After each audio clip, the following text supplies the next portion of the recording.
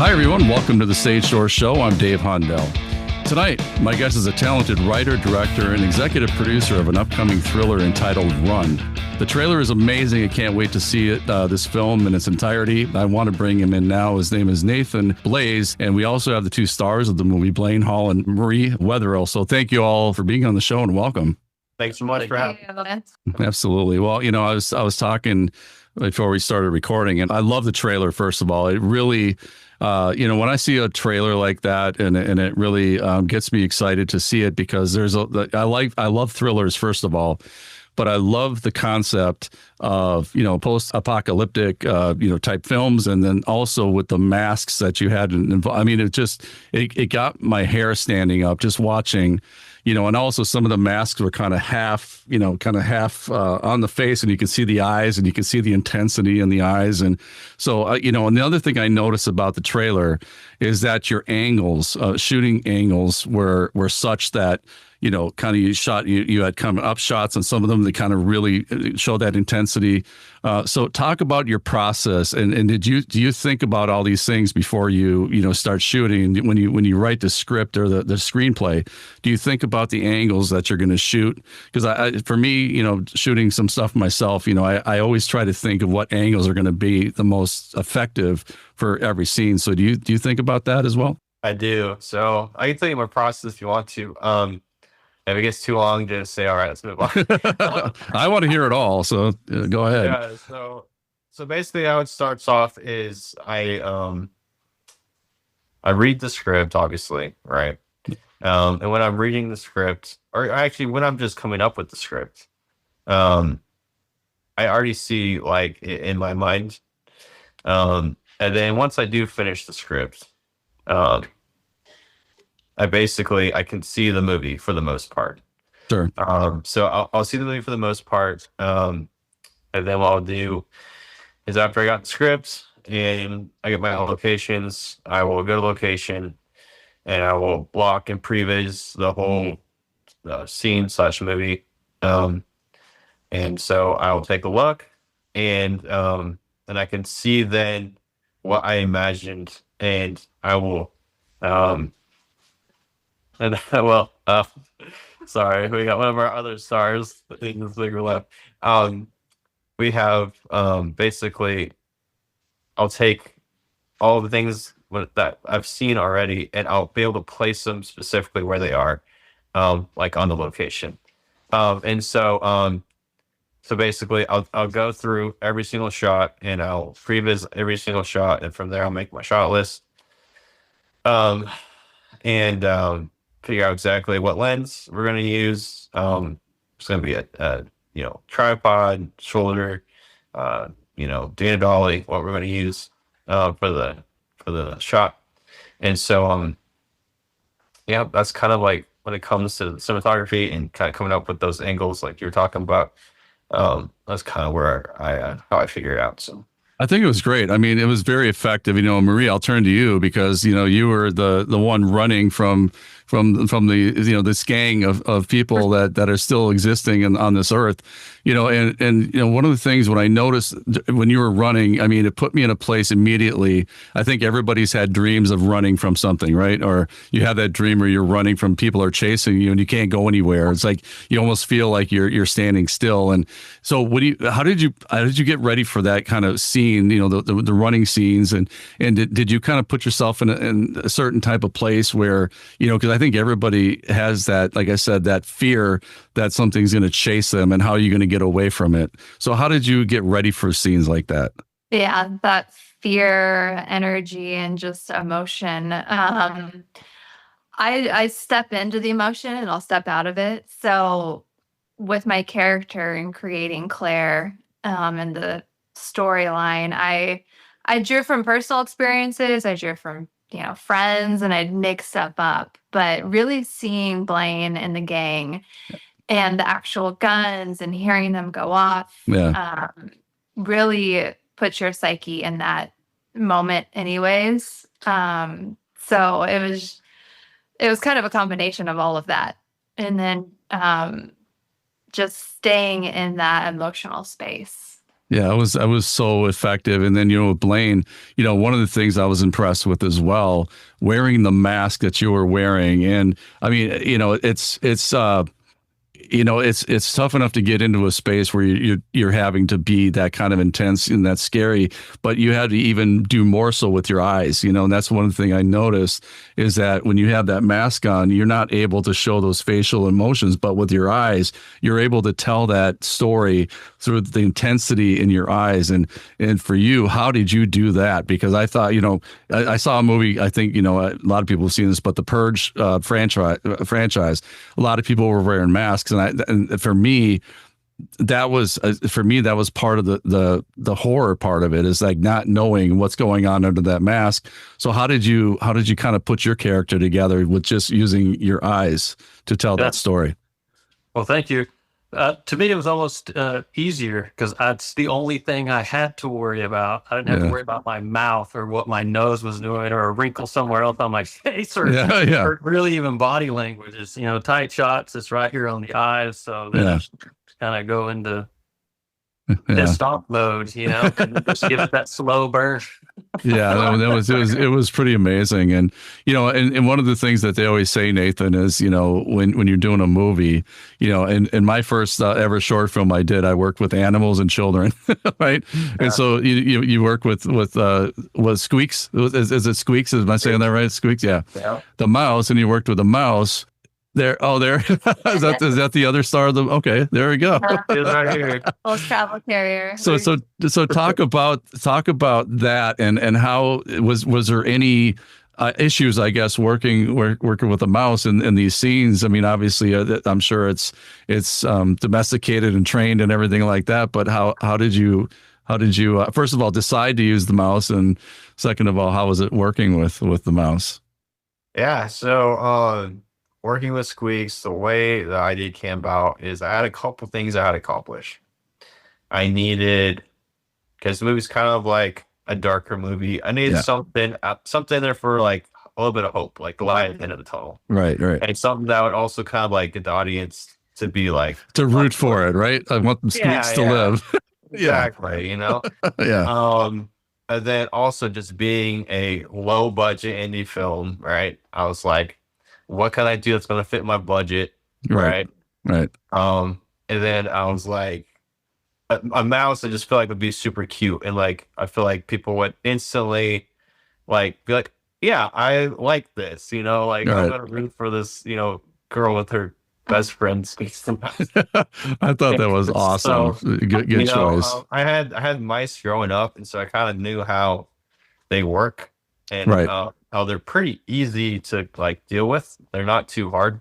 And so I knew that like I could like train them. Like they're somewhat easy to train. Like they kind of like have this like little mouse brain. Like they like repetitive games. Like me, I got one too. That's why they like the wheels so much. It's just like it's like repetitive. And so if you put her down somewhere and like kind of like try to show her where to go, and she goes that way, you pick her up and do it again and do it again, she'll just do it again and again and again. Wow. So it was somewhat easy. There were some times where she was like, no, I don't want to like be doing it right now. And so I had to like get her, like there's like a couple times where she would just like, I'd put her down where I need her, and then she would turn her butt around toward me. I'm like, no. And then I put her back, turn around with her butt toward me. And so, stuff like that. But overall, it was honestly pretty easy. Well, I mean, first of all, Marie, I knew as we were talking about the, the locations and so forth, and I wanted to kind of bring up the fact, obviously it was a physical movie. I mean, some of the scenes were physical. So when you had to run through the woods and run through, certain locations like that, I mean, did you find it difficult to navigate that landscape, or I mean, I don't know, maybe I'm just thinking because the way your camera angles, maybe it looked like it was a bigger, type of area to navigate than it really was. But did you find it challenging in your role? Well, actually, you're both running, but so talk about your situation as far as that goes. Mm-hmm. We had many different locations of me running, but I would map out where I was going to run. So as far as difficulty, I mean, kind of have to be careful and watch where you're going. There's a lot of tree stumps. I mean, it should be called falling. Oh, is that right? We would do our Falling best, down. our best. Me and her would walk and would make sure we have a path. Yeah. But sometimes, you know, you get into it and you go farther than you're supposed to, or, you Yeah. know, whatever. Yeah. I remember one time specifically where you went way too far. I got tangled up in these rose bushes and just Yeah, you just Saved fell it. straight to the dirt. Well, Blaine, how did you get involved with the project? I mean, how was that process for you? I mean, how did you find out about it? Did you audition? Did Nathan just reach out to you? How did that work? Yeah, no, I've worked with Nathan before on other sets, so he reached out and said, "Hey, we're needing a bad guy. Do you want to do it?" And so I was like, "Hell yeah!" Yeah, you never give up that opportunity for sure. Yeah, I heard that's the best ones to play as the bad guys. And you know, and Nathan, talking about budget, you know, you have an Indiegogo campaign going on right now, and you were able to finish the 2 scenes that you wanted to finish, which is amazing. Like I said, congratulations on that. So talk about what the process is now. What that you still need donations for the post production, correct? Right. So we just finished the opening and ending scene with Stelio. What he was in the opening scene, and then we finished our ending scene. So we're done with production, and we're in post now. We've been in post kind of as we've been shooting. So kind of gonna plug in those scenes, and we'll have a rough cut completed, and then from there it just goes to I need to still do some post things like color, post sound, and score, and stuff like that. And so then of course just on marketing, distribution that we need to continue to raise funds for. So we still have a little ways to go before it's done and everything like that, but it's going well. So it's really just up from here. So yeah, we got Indiegogo right now. So if you watch the trailer, it's a movie that you think you're interested in, you know, definitely go look at the different perks we have on there. We got everything from watching the movie on the like Blu-ray if you like Blu-rays. You got premiere tickets. We got producer credits, all kinds of stuff. So take it, check it out if it's something you'd be interested in. So how would somebody be able to find this and be able to donate? So what is there a website that they can go to? Yeah, so if you're on social media, so we got an Instagram page for the movie. It's Run Movie Official _ on Facebook. We have my production company, Blaze Brothers Productions, that we're using for the movie. So you can find it through there. And then also, if you just watch the trailer on YouTube, go to YouTube and put in Run Post-Apocalyptic Movie Trailer or something like that. It'll pop up, and in the description there'll be a link. I believe there's a little tag in the actual trailer. So yeah, there's a couple ways you can find it. Or you just go to Indiegogo.com and type in Run under the film category. And so you know, and I just talking to all of you right now, and you know, doing a ton of interviews and that I've done over the years, and just, you know, meeting people from my own interest in filmmaking, and you folks are just down to earth and just so easy to talk to, and I just appreciate that so much. You guys are just amazing, you know, artists first of all, and this movie is going to be successful. I already know it because it's so well done. Even the trailer, you don't have, I obviously not seeing the whole film. It's gonna, I know just what you put together in a trailer. Sometimes you can tell if it's going to be good just from the storyline in the trailer, and just kudos to all of you for the work that you're doing, and also just as artists yourself. So, you know, I know you have a lot of credits, all of you. And, you know, Nathan, I just want to ask you, first of all, you said in your post-production right now, so do you edit this yourself? Are you editing the film as well, or do you have somebody that's editing for you? You're going to help me. Oh, sorry. Yeah, I am editing it myself. That's amazing. Yeah. Just to get the, you know, I'm just one of those guys that's like, you know, things need to get done, and, you know, again, saying any budget, you know, small movie, there's some things that I can do, and so if I can do them, I'm just gonna get them done. I edited the trailer as well. So I actually started doing this like and stuff in the industry with trailer editing. When I was in high school, I would take what's some of my favorite movies and take some music and just make like basically fan made trailers. It's amazing. I've I been love doing it that. for a good little while. Yeah. Yeah. Well, Uh, I think it's good because, first of all, it's your vision, right? I mean, it's your vision. You directed this move, and to be the editor, you're putting together the vision that you have, and I think it's important, especially an indie project like this, that you're doing the editing. So I think I think it's great. So best of luck to you on that. And Marie, I just have a question for you, also as far as some of the stuff you've done in the past, and working at indie films and.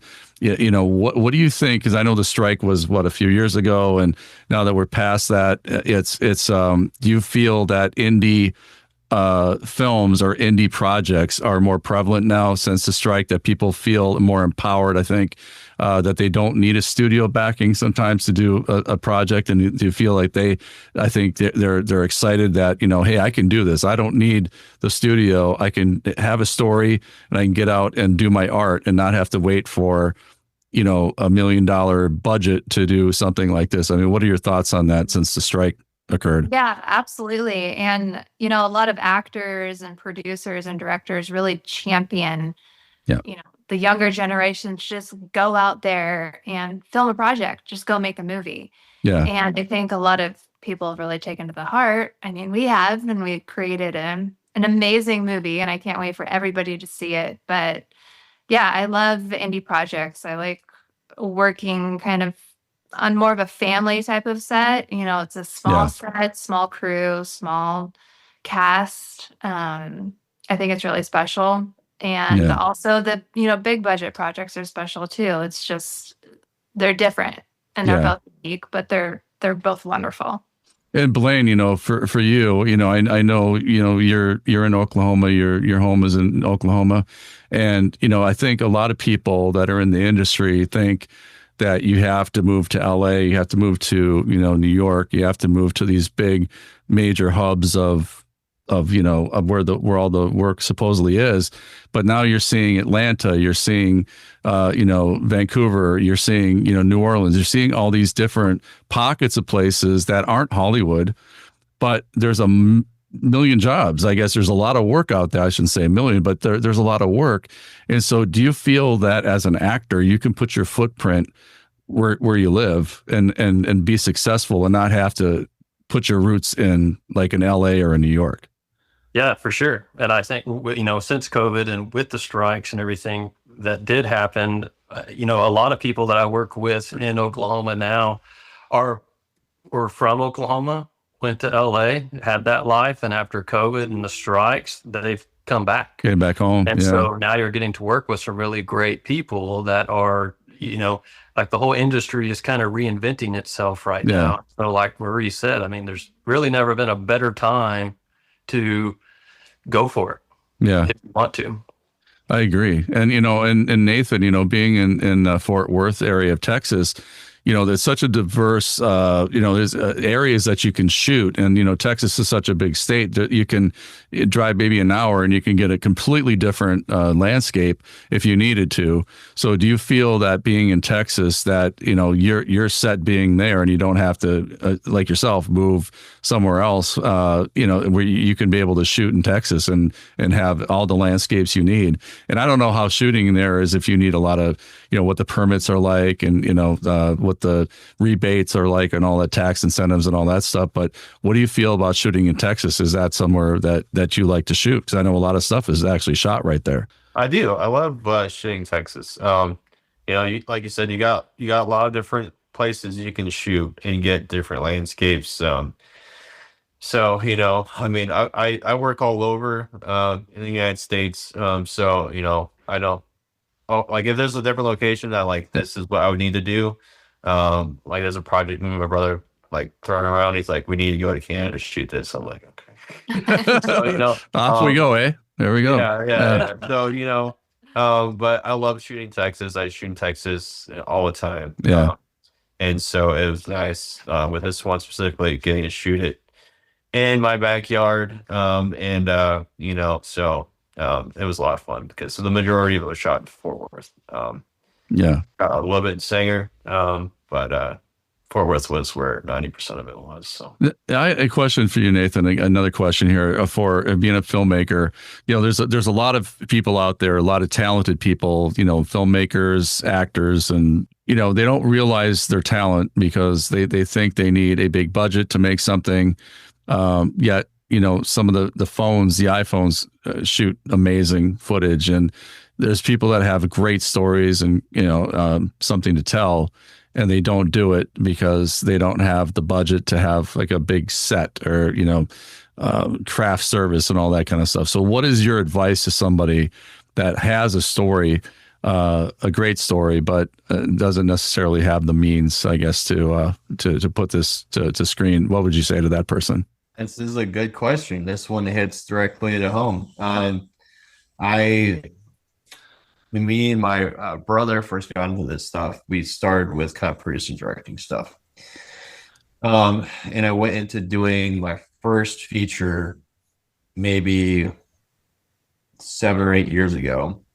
Very indie, very low budget. Because of a bunch of different circumstances, basically the movie failed. Okay. And so it was very much a big blow to me. I was like, oh man, this is rough. And that and a bunch of other reasons, I started just crewing. Basically, I got into crewing. I've been crewing for the past since then, basically. And so, and then the goal was always still, though, at some point, like that didn't necessarily stop me from directing and stuff. There's a bunch of different reasons, but that was always in the back of my mind, kind of like, oh, what if it happens again? This and that. But I came up with the movie idea. It actually was a different movie.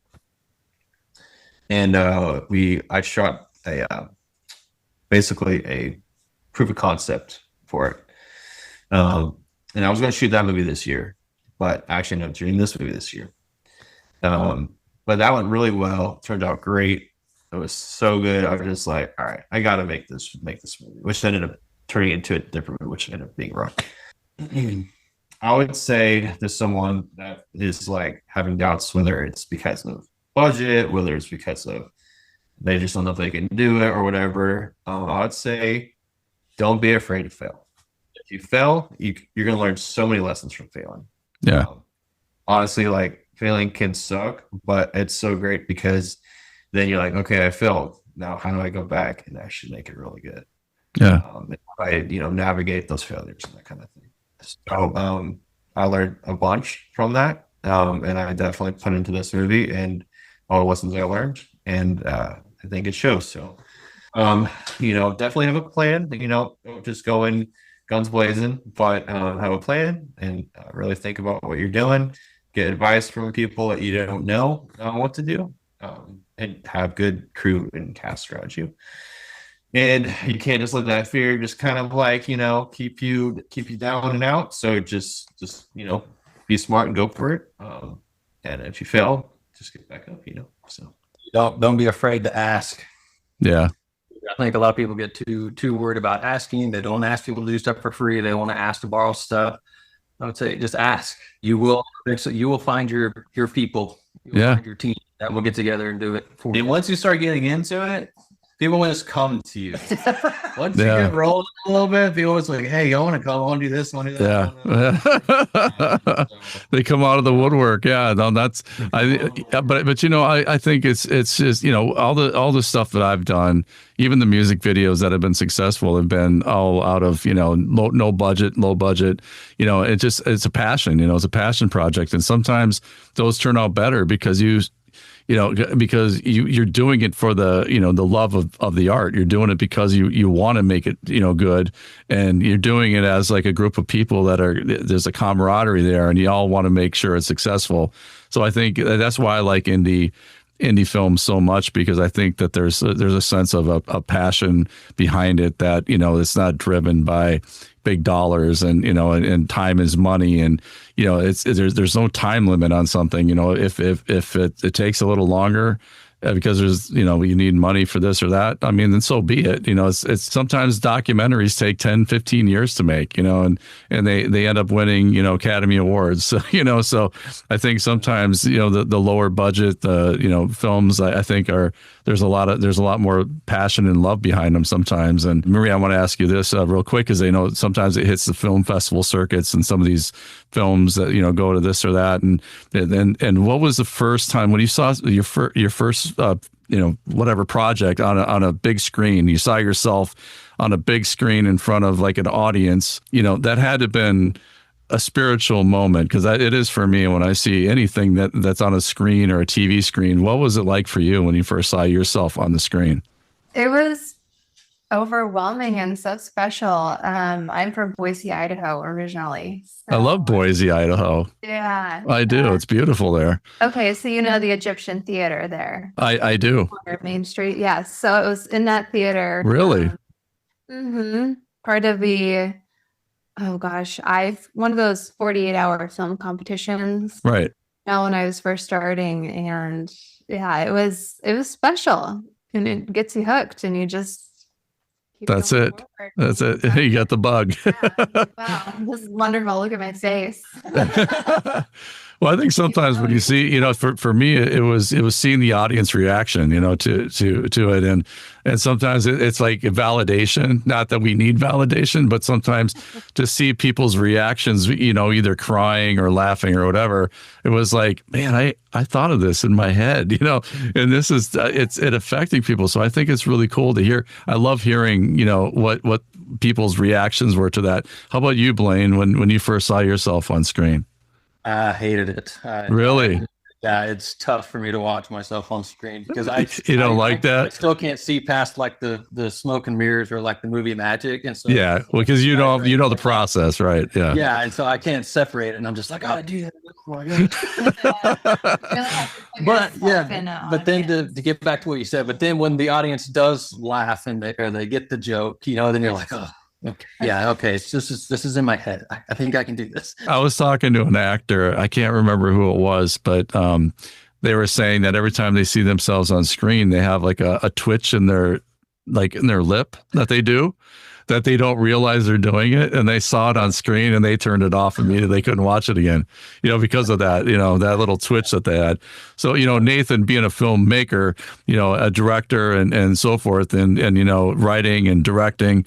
So how about you? I mean, that's got to be amazing. Just editing it. I mean, I know you see it a million times, so it's a little bit different. But when you see like a whole scene come together that you've edited, that's got to be gratifying for you to see that that's something you put together. You know, obviously with the help of the wonderful, you know, actors, but what is that like for you to see a scene come together, and it's just how you envisioned it? I mean, honestly, it's great because it doesn't happen that much. So that's the great thing about having, you know, being the director and, you know, having wrote and everything. And I mean, you know, seeing the movie, you know, when I was reading the script, and then you got the location and pre-visited everything, and then take it to the editing, you know, I can see it, you know. I would say that it's not maybe, you know, 100% exactly how I saw it, but it's a good 90% of basically. It's hard to get, even anyone will tell you, it's hard to get a movie 100% how it would be exactly. Yeah, it might not be the exact location or how it is. Yeah, I get it. Just to see the scenes come together and it be like, there's somewhere, oh man, there's like our ending location.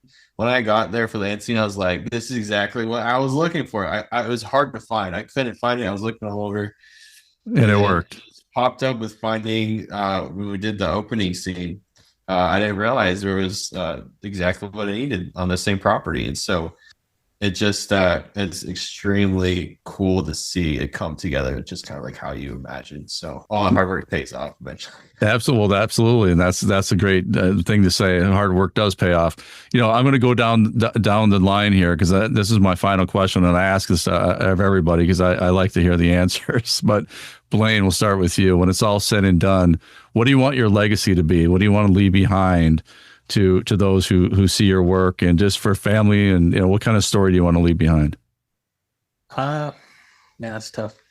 I think my biggest thing with any of my acting or what I'm trying to bring across is just to really get people to think and to think critically. So if I'm doing that, then I feel like I'm doing my job as an actor. To maybe I made a choice that, you know,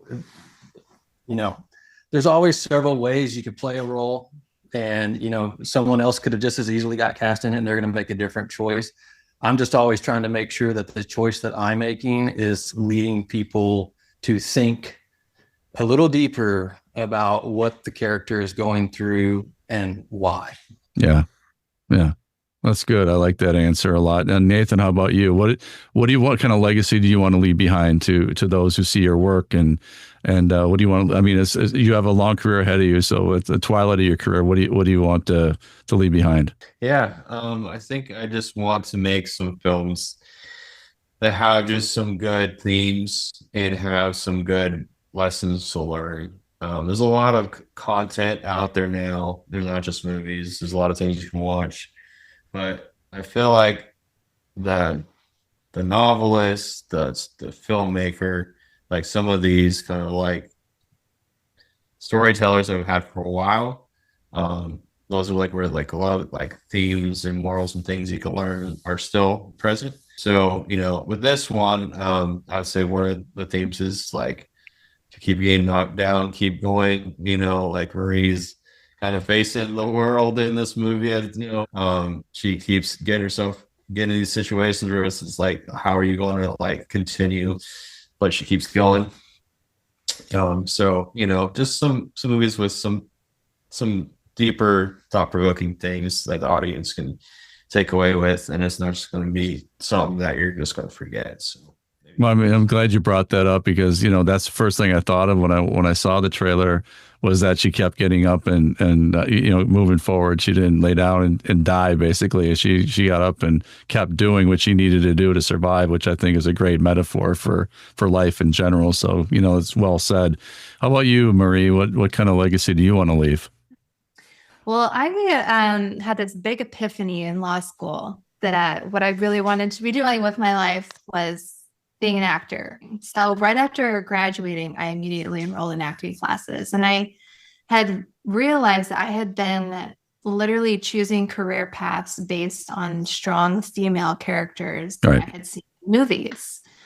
And that I would love, for the projects that I do, to inspire young women to either pursue, that as a career, whether I'm a diplomat or a politician or, anything really that I play in films. Yeah. Or maybe they'll realize, actually, I want to be an actress too. So just inspiring. I want to inspire young women.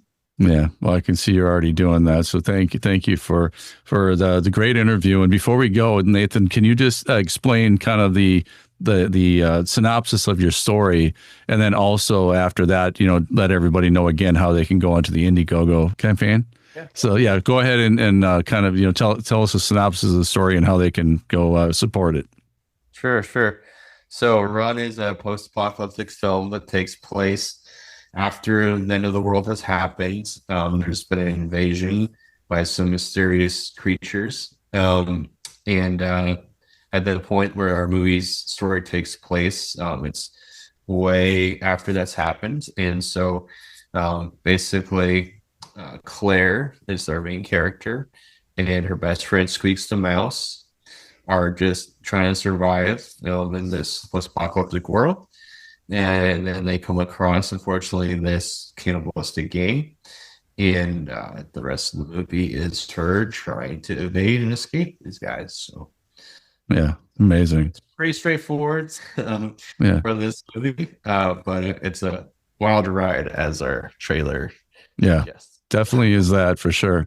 And how can they go on to to donate again? So if you like the trailer and you're interested in supporting the movie, the best way to do that is going to Indiegogo.com and looking for Run, the post-apocalyptic film on there. You can find it if you watch the trailer on YouTube, there's a link to the Indiegogo campaign on there in the description, as well as on our social media, Instagram, we're at Run Movie Official _, and then Facebook, Blaze Brothers Productions. So that's where you can find it. Well, we're gonna put that in our show notes as well, so they can find the link there as well. And again, thank you all for being on the show, and best of luck to you in this film. And come back on, let us know how it goes. Let us know like when it's going to be premiering, and we'll push that on our social media as well, because we really want to see this thing succeed. And I'm invested just by seeing the trailer itself. So great job on that to all of you. So anyway, but thank you all for being on this podcast. I really appreciate you being on. You guys really made it a fun night. So thank you, and best of luck to you. All right, Thank you thanks so much. for having us.